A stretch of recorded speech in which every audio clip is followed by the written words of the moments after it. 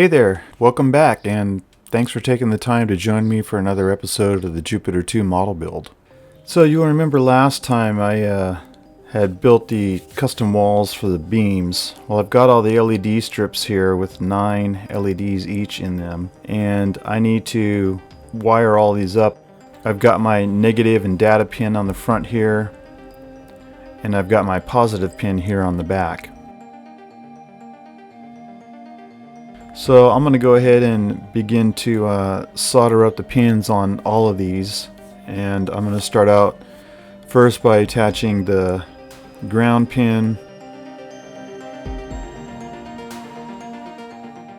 Then we've got the data pin, and this is what transmits and tells the LED strip what to do.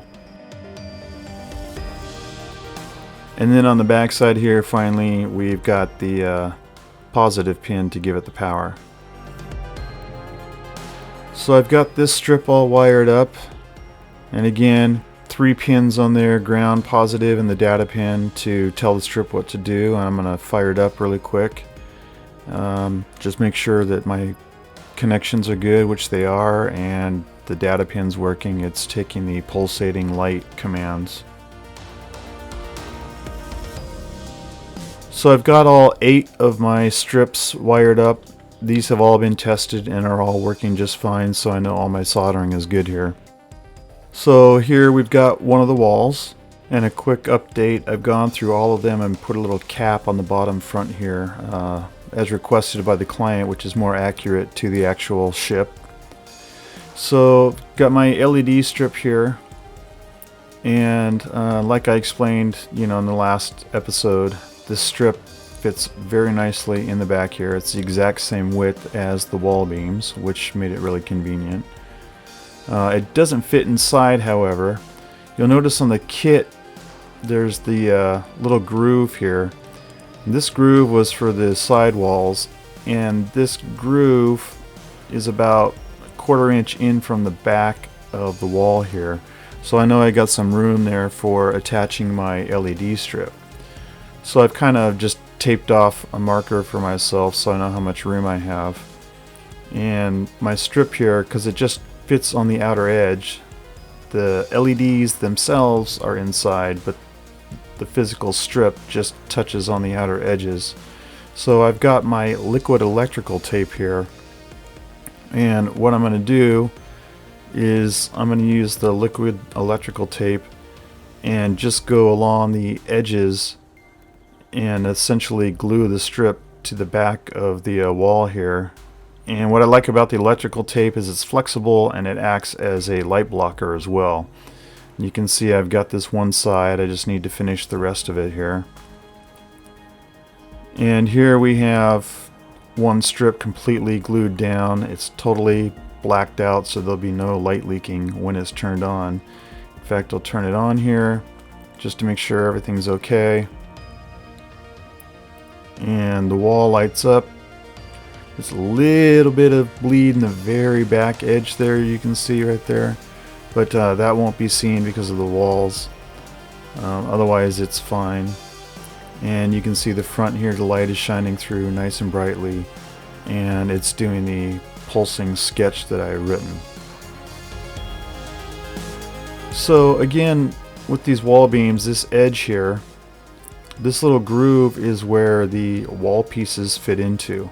It's a guide for them to go into, and also where they are glued.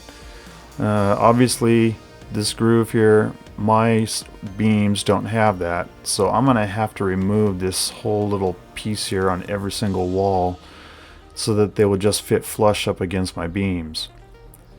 So this first wall here, I've gone and I've sliced off that little area there, and you can see it fits nice and smooth and flush right up against my beam.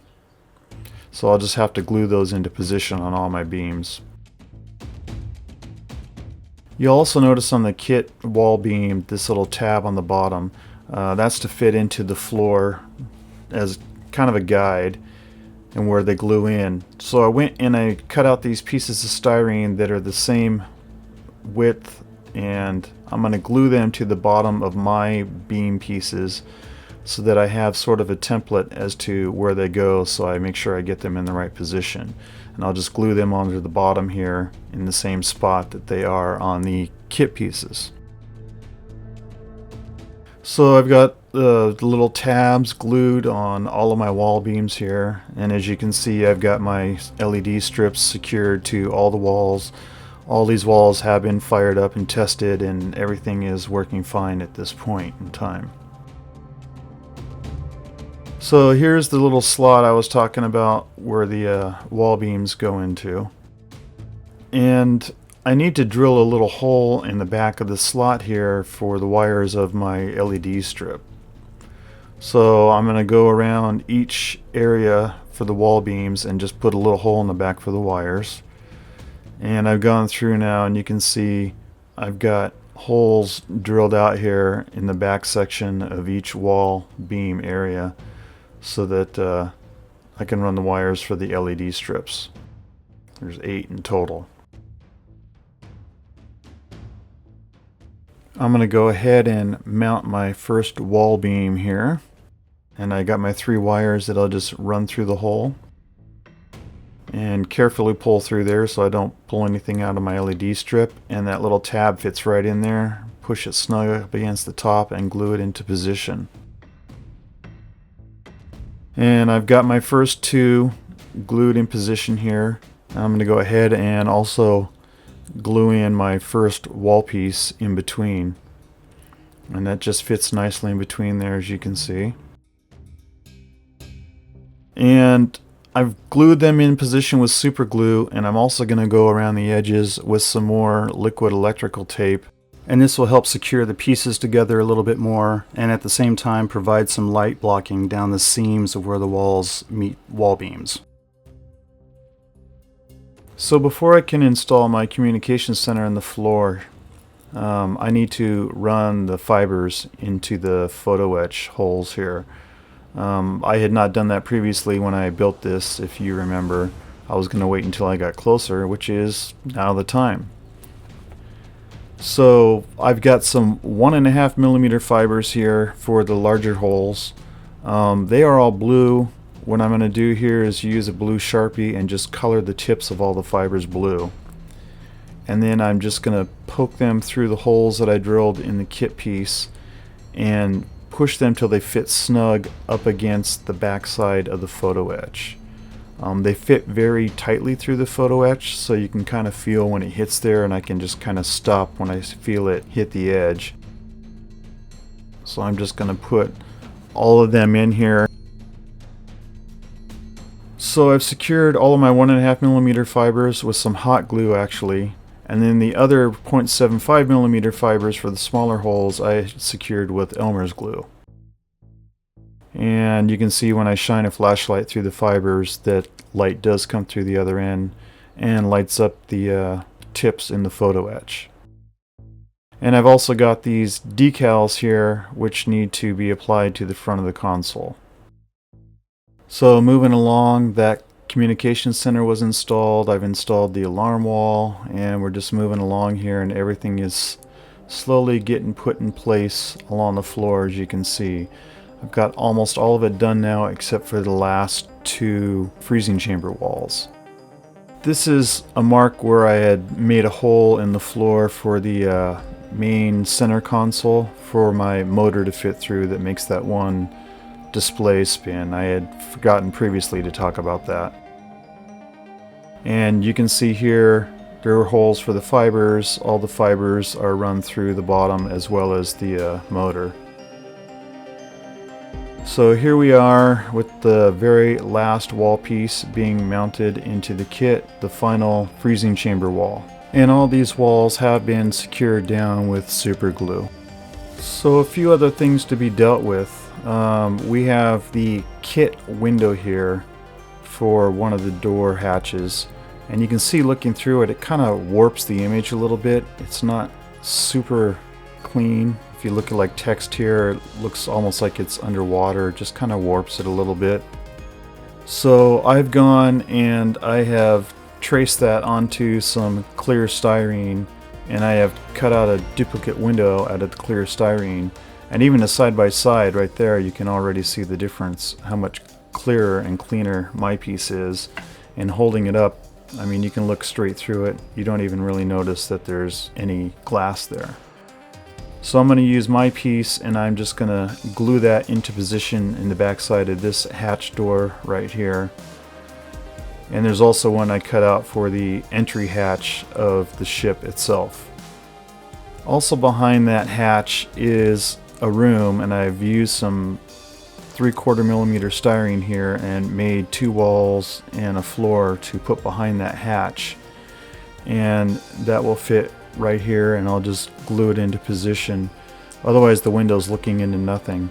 So I'm going to create a room there. That room is supposed to be the escape pod room. Then I've gone and I've painted the walls my beige color, the floor the brown color, and I've printed out an actual photo of the real escape pod here, and I'm going to glue that to the back of the wall like so. And then I have another sheet of styrene here which I'm going to glue to the top to make a ceiling. And here's the completed room with the escape pod in the back side. And I've gone and I've glued that into position into the back of the hatch.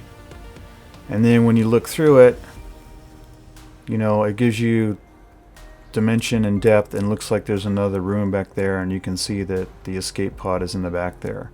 And I also, at a future point, will put a little light in there.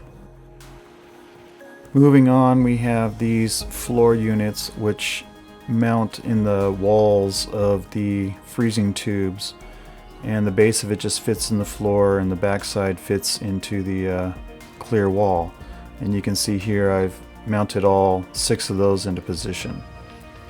Then moving on, we have the actual freezing tubes themselves, which just fit over the large holes here, and they have some little tabs that they fit into. So I'm going to go ahead and glue all of those into position. And here we have all 6 freezing tubes done and glued down.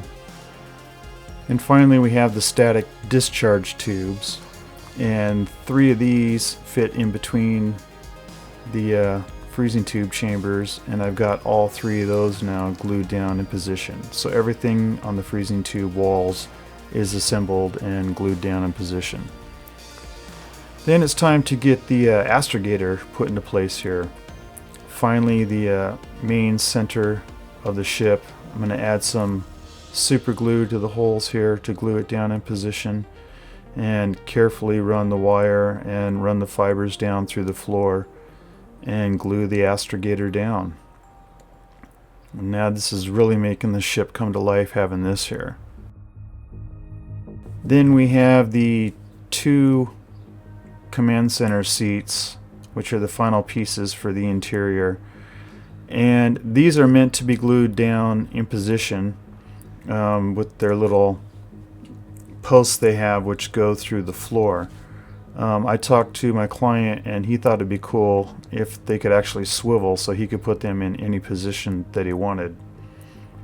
So these are the posts sticking up through the bottom of the floor, and what I'm going to do is, I have an old wood burning tool, and I'm just going to take the tip and push it down into the posts and mushroom and flatten out the post tip. And here you can see both of them have been mushroomed down and flattened, and now the 2 pilot chairs are secure in position, won't fall out, but they're able to be rotated and moved, and he can place them in any position that he'd like to have them in.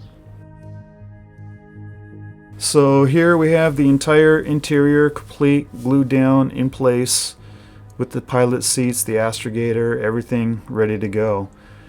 So next episode I will be covering wiring up all the electronics and all the lighting that will light the interior. So until next time, thanks for watching.